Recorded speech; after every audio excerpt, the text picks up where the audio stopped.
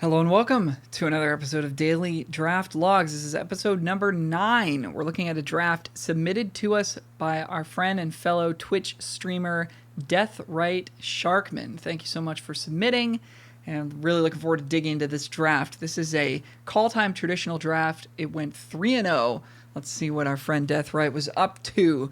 Pack 1, pick 1. Arena is not saving these, so we don't get to see the pack. We just get to see the pick for this one only. Turgid's Shadow, totally reasonable card to start with here.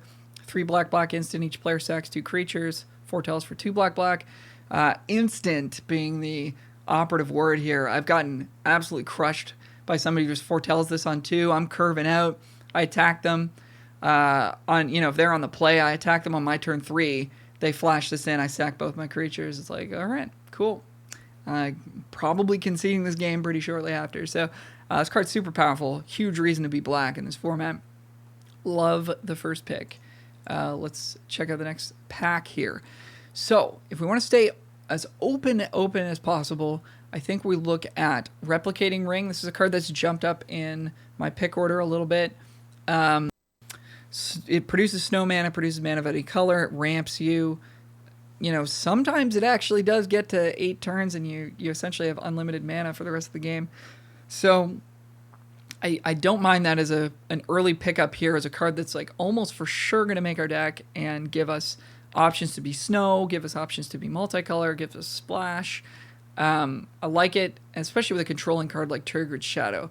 If we want to take the most powerful card in the pack, I think we're looking at Binding the Old Gods, I should say. 2 green-black destroys something of your opponents, and then the rest of it doesn't really matter. But the Death Touch part and searching up a land is not nothing. Searching up a land is pretty nice. Going to get you to hitting your 6 drops, and can search up a snow land as well if you have a snow forest, which matters for hitting your snow counts on stuff. And then giving all your creatures Death Touch can give you some nice attacks. Although I've not seen it be super relevant. But as just 4 mana destroy anything, that's pretty good. So I could see taking that here and looking to just be, multicolor green or just straight up green-black mid-range. Rest of the pack, not super exciting. I don't think we're taking Glittering Frost over Replicating Ring. They do essentially the same thing, except glittering adds to your snowland count, which does matter at times. But, it forces us to be in green, which we don't know that we want to be in. So I think I would just take Replicating Ring here and just see what the draft shows us. But I would also see the argument for taking Binding. I don't think we're taking the Snow Duel here. Red and black are not typically, in my experience, the main snow colors, although this would be nice to have if we were snow.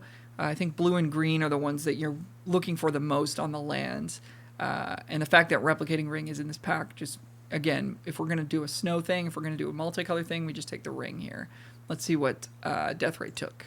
Binding the Old Gods makes sense to me. On to pick 3. So now we're in 2 colors. We've got 2 very powerful cards we want to play. So we're looking to be black-green or, green multicolor, but kind of base black. We want to be able to have double black for Turgid's Shadow. So, we're already in a spot where we need to start thinking about our mana, which makes me want to just take Glittering Frost here. Again, it gives us some outs to become snow. It's going to help us fix. It's going to help us hit double black. And the rest of this pack is really just not that exciting for what we have. I think the most powerful card in this pack is, I guess, Vengeful Reaper, but it might still just be Glittering Frost as a way to splash and a way to get into the snow. Batter Shield Warrior is okay in white aggressive decks that are going wide with cards like Dwarven Reinforcements, but this is certainly not the lane that we're currently in. So I think if you're not taking Frost, I guess you're taking Reaper, but I think there's a lot of reason to take Frost here. That would be my pick. Okay, and Deathrite goes with the Reaper. So we'll see how this shakes out, and we'll see if we wish that we had taken Frost. But I do like this card as a foretell play on 2, and just a solid creature that gets them dead. So I think it just limits us a little bit in terms of what we can do from here in terms of splashing and making sure we're getting to our colors. I'm always super concerned with my mana base, so maybe too concerned. We'll see. All right, pick 4. Another look at Replicating Ring here, which still seems good to me. Just making sure we hit our colors. Masked Vandal, a very solid 2-drop. It's a shapeshifter, so it'll be an elf if we need elf tribal synergies, which do come up in black-green. And just exiling an artifact or enchantment there's a lot of targets for this. A lot of people playing equipment, even getting rid of their ring, or like a good saga can be really backbreaking. Taking a bound in gold off of one of your creatures and getting to attack. There's a lot of reasons why this card is good. And I think I would either take... Still, the ring still looks quite nice to me. I would either take Ring or Vandal. I don't think I would take Highland Forest because the ring is here. But I could see an argument for that as well. Other than that, I mean, there's a Squash, but... We've already got some good removal. I don't think we need to move in red at this point. So if we're not going to take Fixing, I would ask Vandal. But I think to make a strong statement here, I would take a Fixing piece here, especially because both of these are producing snow. And I think I would take the ring. All right, and Deathrite goes for the land, which I can respect. Fixing, snow mana, similar reasoning here. If this was a black-green snow duel, we would absolutely slam it. You know, as a splash land, I think you want the ring to cover your splash colors just a little bit more, because if you're splashing red, it's going to be later in the game. I don't think we're splashing black, because we've got a double black card we really want to play. But so that's what I think tips the scales for me over to the ring. But I like it. I like picking lands. I like picking Fixing. I like that pick. Okay, we've got a 2-drop elf that makes them discard, which is a totally fine card. We've got Horizon Seeker, which helps us fix, draws us lands. It's just a solid card, a must-kill threat for the opponent. And I think we just take it here. We could consider dropping Binding and just take Furia and kind of lean into black-white, which makes sense to me. If you're seeing this pick 5, we've seen this in some other draft videos, when you see the multicolor uncommon come by later in the pack, you can take that as a signal that archetype is going to be available from that direction. So we're probably going to see black-white cards from our left in pack 1 and in pack 3. So if we want to sort of jump into this archetype, this is definitely the time to do it. And if we decide not to now, we can't be sad later when we're seeing good black-white double spell cards and we're not taking them. So I think I might actually just snap up this Fury and see what happens. I think Horizon Seeker is the quote-unquote safest card. It allows us to play all of the picks that we've taken so far. If we take Furia, we're dropping this land. We might be dropping Binding, but we might end up with an insane deck. So, and I do like to play aggressive decks in this format. So I think I might take the upside in Furia, or, you know, the safe pick in Horizon Seeker. I don't think anything else in this pack is in contention here. All right, I love it. Deathrite takes Furia. Let's go. Okay, so we're expecting to see good black and white cards. And right off the bat, we see Bound in Gold, probably the best white common. I think we just take it here. There is a Gold Vein pick, though, which is going to work really well in the double spell deck. We're going to hopefully end up with some Raptors to stick this on. It would allow us to splash Binding. I think there's a lot of arguments why you should consider taking Gold Vein pick here. I'm not sure that any of them make me want to take it over Bound in Gold, but I just want to point that out. And then we're hoping to wield Death Knell Berserker. And that's another argument for taking the pick, by the way. If we take pick and wield Berserker, then we've got a nice equipment to put on it. And when this dies into a 2/2, it is really, really feeling like you're doing something. You're really getting away with something, as LSV would say. This card, I think, is super underrated at the moment. I actually think it's really good. So maybe you take pick. It also keeps you open. If white doesn't work out, you're still going to play pick. But Bound is super powerful, and we are quite incentivized to play white, so I could see an argument for Bound, of course, as the pick, and I think that's probably where I would end up myself. All right, and that's where Deathrite ends up. On to pick 7. Nice. Still seeing some sweet black-white double spell action. I'm a fan of Code Spell Cleric. I'm not sure it's the absolute bee's knees in the format, but I think it's a solid card. I think having Furia, you really want to lean into that synergy as much as you can.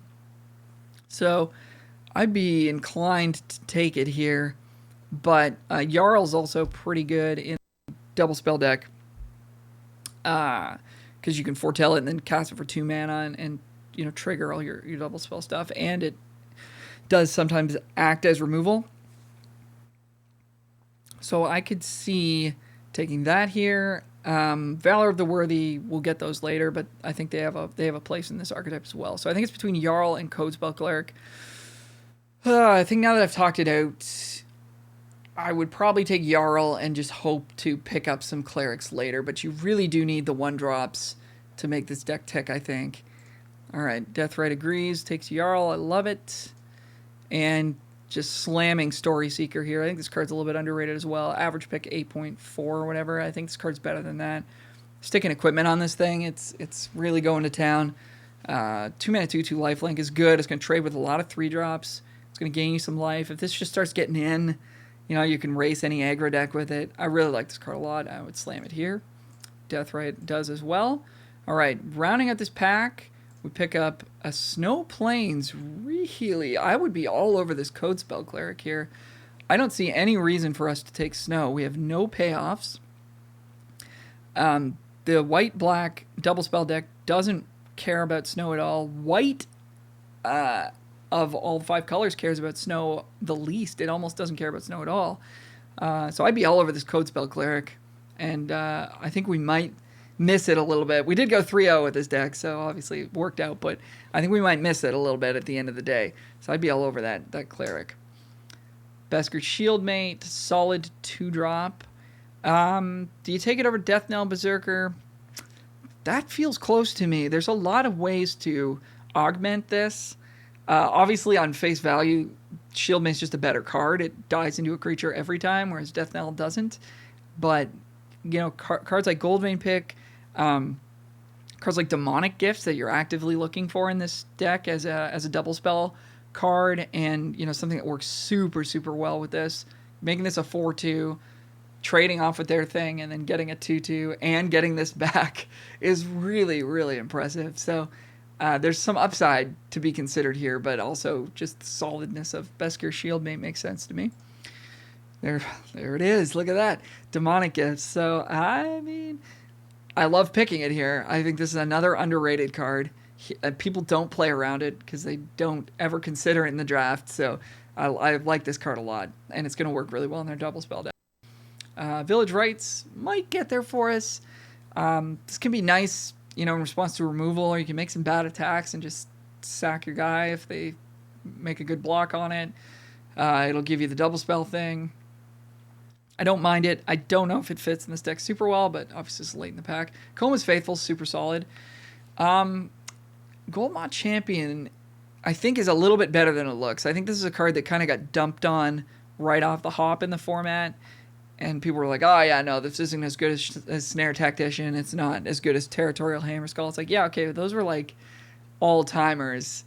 Like, this still has some utility. If they've got 1 4/4 that's holding off 3 of your creatures, and you stick one of these, now they're in big trouble. So I like Coma's Faithful a lot as well. It trades up, it gains life, it races, gets things into your graveyard, which matters some of the time, especially if we pick up a Raise the Draugr or something. But I will point out that I think Goldmont Champion is in the conversation here. I think this is pretty close. And I'm not 100% sure where I would land. Nice late Berserker there for us. And Dusk Wielder, we're hoping to not play, but if we have enough things that say when you cast your second spell, this can work. And this can get in for 3 or 4 damage early, so it's one of the weaker cards, but it's got a home. I think it can work in this deck. All right, pack 2, Righteous Valkyrie. 3 mana 2/4 flying. Bunch of kind of useless text. I guess if we had some clerics, we could gain like 1 life off of our Coma's Faithful. So, you know, but a solid card on curve. Not going to allow us to double spell too much, but there's nothing else in this pack that I'm really looking at. Flying is excellent, and If we do pick up some equipment, we'll be happy to slap it on the Valkyrie. So I think we just snap it up here, and we do. Nice. On to pick 2. And by the way, we are like 100% on playing black-white, so I can skip a lot of discussion about some of these other cards in the pack. Although Elvish Warmaster is a house, so if you end up... this is first pickable, and a big reason to be black-green Elves. This card is insanely good. For us, there's a few options here. I've heard people talk about Valkyrie's Sword being good. Personally, I don't see it, but... I mean, if you do get up to 7 mana, some games go long, then this is great. Earlier in the game, it's a pretty expensive piece of equipment, but equipment is nice. Stick it on a flyer, go to town. I think we just take Stalwart Valkyrie here. Keep it simple. It's a good creature, good body, costs 2 mana a bunch of the time. You can't play like a million of these and expect them to all cost 2, but I think you can play 1 or 2 and be pretty happy. The only other card I'm looking at here is Kaya's Onslaught, which is best when paired with Run Amok, which we're not going to be able to do in this deck, but it's still a solid combat trick. So those are the 3 cards I think we're looking at. I think we just take Valkyrie here. Really? Deathrite. Huh. I mean, maybe you want the gems. I mean, there is an argument to just taking every rare you see, because it ends up producing gems for you later in the format, and fills out your collection for standard and all that stuff. So there could be some of those things that I'm not factoring in. But if I'm looking at just let's win as many games as possible with this draft deck, I think we're 0% to play green. I think we're 100% to play black-white. We've got a great curve already. We've got a great pile of cards. I think we just take the Valkyrie and lean into it as hard as we can. Pick 3. So I like Doomscar Oracle here as a way to trigger double spell. We don't have any runes yet, but we could take the Crown and see if we find one. Doomscar tends to go pretty late, so we could sort of pick it up later. Try to wheel it or something. And I don't think we're taking Faithful. I mean, if we're really thinking about playing Elvish Warmaster, then yeah, we could take Faithful because it's an elf. I guess that leaves us a little bit of an option to do that. But I still think our best deck involves just double spelling a bunch and attacking our opponent and maximizing Furia. So I think I'd be on the Oracle here. Probably over the Crown, just because the Crown's a little bit slow, and we really want to get out of the gate and bash people in. And we're gonna get past. Again, this archetype was super open in pack 1. We're gonna get the Code Spell Clerics. There's one that we should have taken last pack that would make this look even better, but I think we're gonna get there with this deck. So I would just take the Oracle. All right, Combs Faithful. So makes sense again because maybe we're thinking about playing Warmaster. Personally, I don't think we should, but this card fits in both decks, right? It fits in the black-white deck, fits in the black-green deck. So when we're talking about it like a pivot color, if we're feeling like we're halfway between black-white and black-green, hopefully I've been saying this correctly, black-white and black-green, if we're between those 2 decks, black is the color that we have in common. We take the black card over the white card. We're more likely to play this. Personally, I don't think we're playing black-green. I would just take the Oracle, but that line of thinking makes sense to me. Pick 4.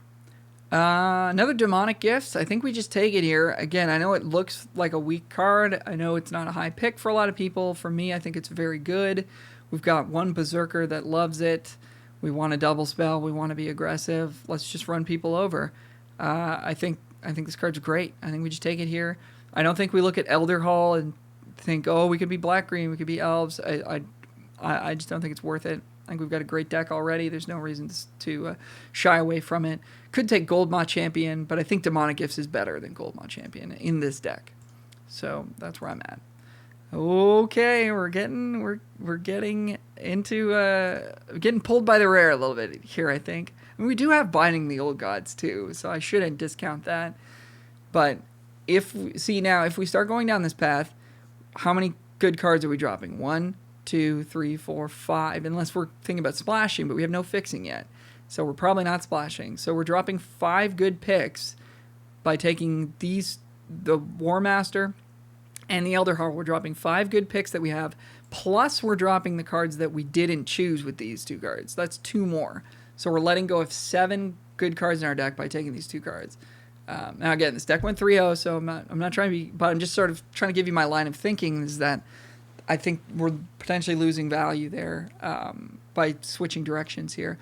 Also worth noting that what you see open in pack 1, I think is what matters the most, because it's going to be most likely to be open in pack 3 as well. Whereas pack 2, you're going to see some weird stuff because the people to your left who are now passing you in pack 2 are drafting different stuff than you were, because you were cutting them the whole time, right? So while we were cutting black-white, the people to our left were, drafting whatever else, and now we're going to, start to see, some cards in colors that we weren't seeing. So just something to keep note of. So I would have taken Demonic Gifts, but we're taking Elder Hall here. Let's see what happens. Pick 5. Well, we could pick up a green-black dual land here. Not really looking to splash anything. We could splash Binding, but this black-white deck just wants to be low to the ground and just get him. That being said, there's not really anything here that we want. So I could see just taking Chasm here and moving on with our life. I don't think we need to spend this pick on Dusk Wielder. We're probably going to wheel it. Godsoul Guardian is not great. 4 mana is a lot. 6 mana is an enormous amount, but 4 mana even is a lot off the Foretell, so you're not going to get the double spell a lot of the time. So I think I like just taking Chasm here, or Chasm. And we did take it. Okay, pick 6. So, got Elderfang Disciple, which is not a great attacker, but it is a solid double speller. It kind of just mucks up the opponent's game plan a little bit, makes them discard. Maybe it blocks something. Maybe we get to Village Rites it. Maybe we get to Demonic Gifts it and make them discard again. I think this does enough that it fits in this black-white deck, which to me is still what we're doing here. I don't think we're looking at Glade Warden. I think this card's pretty slow and clunky. Yes, it's an elf, but we want to play lots of 2-drops and aggressive elves with a card like Warmeister. We want to Warmaster, I should say. We want to flood the board with elves. So even if we're thinking about elves, I still think we want Disciple. Don't think we want Frost here. We're not looking like a snow deck. We're not looking like a multicolor deck to me. So I'd take Disciple here. Nice pick. Love it. Love the pick. All right. And here, oh boy. So Ascent of the Worthy is a really nice card in aggressive decks. And if we can pick up a Master Scald at some point, you can sort of loop those, which is kind of cool. Sometimes this just sets you up such that the opponent doesn't have good attacks. If you give something, point all the damage at one of your creatures, you can make some really, really nice combo blocks on their stuff so they won't be able to attack you for a couple of turns. And then getting something back and giving it flying, flying is super OP in this format, I think. I think all of these are enough reasons why I would just take Ascent here. I could see an argument for Raven Wings as well, as a card that costs 2 mana, helps us double spell, gives flying, which again is really good. So, maybe we take Wings, try to wheel this on the last pick. That's probably not going to happen. So I don't think Ascent is super, super powerful, but I think it's pretty good with a deck that wants to attack. I think we just take it here over Wings, but I could see an argument for Wings as well. Now, Elven Bow is not a card I'm looking at because I don't think we're green-black, but if we're not thinking we're green-black, then yeah, the Bow is sweet. It makes an elf. It sticks around. This is a very, very powerful green card. I just feel like if we take this, we're going to get cut out of green in pack 3 and we're not going to get to play it. Whereas if you take Wings, we get to play it, even if we do end up black-green somehow, which if you're looking at this pool, seems highly unlikely. We still get to play Raven Wings, right? Or like Ascent, it just makes our deck in black-white. So I think that's why I'm looking at these two and not the Bow. All right, so Deathrite takes the Bow, wants to make the rare work. I respect it. Let's see what happens. Easy Berserker here, I think, fits both decks. It's in our pivot color, which is black. It's an elf, which is going to matter if we want to go green-black. So yeah, let's pick it up. Really? So again, no snow. Now, I know there's a heuristic out there saying pick up snowlands when there's no, awesome cards in the pack. But I mean, I would take Berserker here over Path, which I think is also a really good card, and we could consider taking if we wanted to keep our splash options open. We just don't have any snow payoffs, so I don't think that the land is going to matter for us. So I'd be on Berserker by a lot here. I think, in my route we would have double demonic gifts, which would make this even spicier. So I would be on Berserker here. Let's see how this rounds out. Coma's Faithful, totally fine. Yeah. There's a Raven Wings we could consider, though. Which, I think having a couple Coma's Faithfuls already, stick a Raven Wings on one of those, 4 damage flying lifelink in the air. It's pretty good. Pretty good. I don't know. I think I'd actually take Raven Wings, but Faithful also works and leaves us open to be black-green, so I like that pick. Late Valkyrie Sword here. I think I'd be on Onslaught, but I know people are kind of getting into the sword, so I can respect that. I think I'd be on Onslaught. Double spell potential there. Double strike is really gross. If we had the Raven Wings too, like, you know, make this a 4/1 flyer, then make it deal 10 to your opponent. Like this card just ends games. So I think if we're taking a white card here, it would be Onslaught for me. Running at the pack, sure. Green random card, red rare for the gems. Console Guardian. So a bunch of cards we're not going to play. Scorn Effigy you can play in this double spell deck.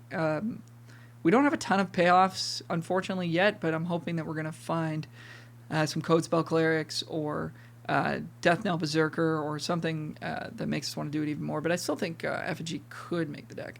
Let's see what happens in pack 3. All right, another Bound in Gold, which I think makes sense. We need removal. We don't have great removal. We've got we got Turgid Shadow, and that's kind of it. So I think we just take Bound in Gold over Ascent of the Worthy, Grim Draugr, Horizon Seeker. No Elves really to consider here. Interesting. So Deathrite goes with Ascent of the Worthy. I do think this card is good. I think we're in need of removal badly enough that I would take Bound in Gold. But and I think we wheel this, to be honest. I think we've seen it late enough that we can expect to wheel it. Pick 2. Yeah. Not much going on here. Cyclone Summoner is just an insane card. Maybe we just take it for the gems. Recruiter's okay. It's a bit clunky, although we're not super clogged in the 4-drop slot, so I could see it getting in there. Grim Draugur's okay. We got a couple snow sources that we did pick up, so we can activate this every now and again. We've got a lot of 3s, though, so I think I'd probably take Draugr Recruiter here. Deathrite agrees. Oh boy. Oh no. Okay, so we got another green black rare. Are we gonna get pulled into it? This card is good if you have a lot of elves. How many elves do we have? 1, 2, 3, 4. Is this an elf? Yes, it's not a good one. So 5-ish. Plus the warrior, 6, 7. Yeah, I mean, that could pull us in. And I mean, the fact that the War Master makes a bunch of 1/1 elves does make this really good. I still think... I mean, what do we have to drop? We got to drop... The God's Hall's not in our deck. We got to drop Valkyrie, Shieldmaid, Story Seeker's Sword, Furia, Ascent. These cards are not insane. Fury is the best of them. So maybe at this point, yeah, we could make black-green happen. So the only other card I'm looking at here is Spectral Steel. Master Skuld's cool with Ascent as well, but I think Spectral Steel for the double spell action and putting it on Story Seeker's pretty good. Putting it on a Death Knell Berserker's really good. Putting it on a Flyer is really good, which we don't have a ton of, actually. But I think this card's solid, better than it looks. But yeah, I could see just taking this Saga here and maybe switching to green-black. That's what Deathrite does. And next pick, oh boy. Well, there's a Rune, which I do like in the double spell deck, but it certainly feels like we're leaning away from that now. I think we had a clear path to it. I think early in pack 2, we just take a couple of those white cards, the 3/2 flyer, and I can't remember what else. And there was a Code Spell Cleric earlier in the draft we could have picked up, and we just straight ahead black-white. But given where we're at now, I think the switch to green-black is certainly making sense. We've got 2 great rares We've got a good card in Elven Bow. We've got a good amount of elves just kind of naturally here.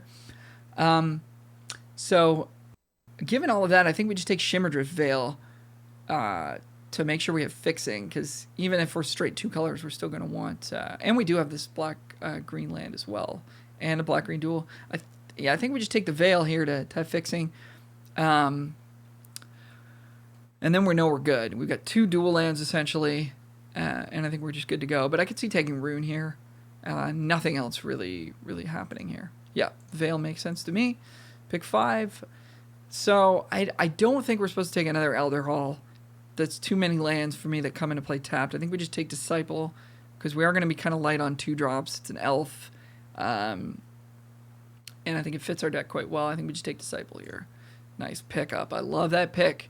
Great haul, by the way, in this pack. This card's super, super good in black-white. So worth noting that we could have ended up black-white. Pick 6. Kind of nothing here for us. I think we're just going to be black-green at this point. We could take another Ascent or a Doomscar Oracle to keep black-white open. Don't think we need to take Snow Forest. We have no reasons to. But, maybe we wheel the Death Knell Berserker and it makes our deck, but I don't think it's very likely.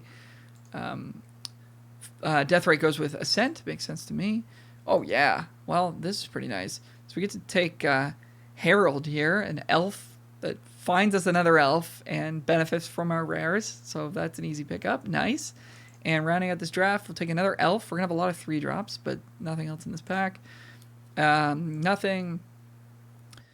Yeah, Grim Draugr, sure. I think Horizon Seeker might be the pick, though. Even though we're not trying to splash, the fact that it does draw you cards and your opponent really wants to block it. Neither of these are elves. I think Horizon Seeker might be a slightly more optimal choice. Demonic Gifts, sure. Yeah, we might not play both, but yeah. Rune, sure. Yeah, I love it. And that's going to do it. So let's see what we ended up with here. So we ended up with some what looks like a really good black-green deck. So, moved into it with the... by opening the Elvish War Master, and then I think, really seeing that Herald unites the Elves at the end, towards the end of the draft, sort of said, this deck's open. We had enough, we'd invested enough picks into some elf creature types in the Disciples and the Faithfuls that I think we can make these work. And yeah, when you get the rares, this deck rocks. It's great. Personally, I think I would have ended up black-white, based on what we had. Now, my deck would have ended up worse than this because we didn't see any great payoffs in pack 3, unfortunately. But my reasoning for staying on the deck would be that it works better at common and uncommon. But, I mean, this ended up being absolutely the right route for this draft because we end up with some sweet rares and a good curve, and away we go. And even Raider's Carve, I think, fits here. I'd be looking to maybe put in Village Rites. We've got 2 Disciples to sack to it. We've got a Sentinel that if we don't end up needing it later in the game, we can sack to it. We can sack an Elf token to it. War Master makes a bunch of 1/1 tokens. We could sack to it. I think there's a lot of value to just playing Village Rites, maybe over the Carve, although we have a triple Faithful that crew it quite well. But maybe we cut a 3-drop like a Recluse or a Draugr or something and play Village Rites just to have access to a little bit of card advantage. But yeah, deck turned out super solid. Congratulations on the 3-0, and thank you so much for submitting it.